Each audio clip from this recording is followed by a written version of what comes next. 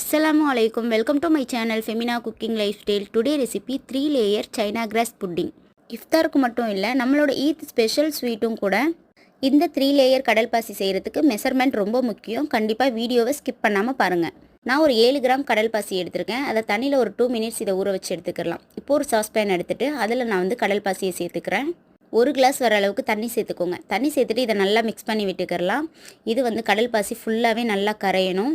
நல்லா கரையிற வரைக்கும் மிக்ஸ் பண்ணி விட்டுக்கோங்க. கொஞ்சம் நேரத்தில் அது நல்லா கரைஞ்சி வந்துடும்.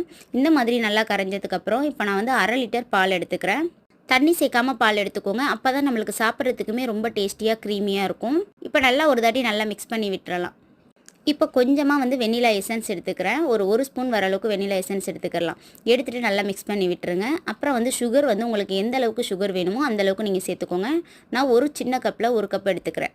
இது ரொம்ப சிம்பிளான ரெசிபி. நம்ம வீட்டில் இருக்க பொருள் வச்சு தான் செய்ய போகிறோம். நீங்கள் வந்து இதுக்கு வந்து நீங்கள் வெண்ணிலா எசன்ஸ் தான் எடுக்கணும்னு இல்லை, ஏலக்காய் தூள் கூட எடுத்துக்கலாம். இப்போ நம்ம ரெடி பண்ண கடல் பாசியை வந்து 1 கிளாஸ் நான் தனியாக எடுத்துகிட்டு ரோஸ் மில்க் எசன்ஸ் சேர்த்துட்டு ஒரு பவுலில் மாற்றிக்கிறேன். இதை வந்து ஒரு 5 மினிட்ஸ் வச்சா போதும்.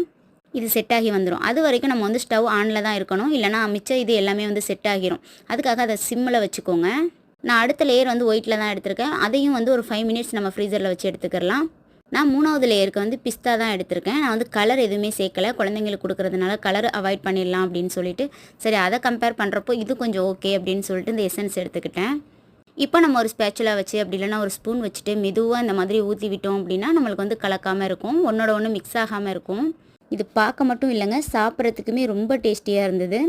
3 லேயருங்கிறதுனால டிஃப்ரெண்ட் டேஸ்ட்டில் ரொம்ப சூப்பராக இருந்தது. நீங்களும் இதை கண்டிப்பாக ட்ரை பண்ணி பாருங்கள். நான் மேலே பிஸ்தா சேர்த்துட்டு நான் ஒரு 2 மணி நேரம் இதை ஃப்ரீசரில் வச்சுட்டேன். அவ்வளோதான், இது சூப்பராக செட் ஆகி வந்துடும். இப்போ ஒரு கத்தி வச்சு சைடில் நல்லா எல்லாத்தையும் இந்த மாதிரி எடுத்து விட்டுக்கோங்க. அவ்வளோதான், ஒரு பிளேட்டுக்கு மாற்றிடலாம். 3 லேயர் சைனா கிராஸ் புட்டிங் சூப்பராக ரெடி ஆயிடுச்சு. இந்த மாதிரி இன்ட்ரெஸ்டிங்கான ரெசிபீஸ்லாம் வேணும் அப்படின்னா ஃபெமினா குக்கிங் லைஃப் ஸ்டைலை மறக்காமல் சப்ஸ்கிரைப் பண்ணுங்கள். உங்கள் ஃப்ரெண்ட்ஸ் அண்ட் ஃபேமிலிக்கும் யூஸ்ஃபுல்லாக இருக்கும்னு நினச்சிங்கன்னா அவங்களுக்கும் ஷேர் பண்ணுங்கள். இன்ஷா அல்லாஹ் வேறொரு வீடியோவில் பார்க்கலாம். தேங்க்யூ ஸோ மச் ஃபார் வாட்சிங்.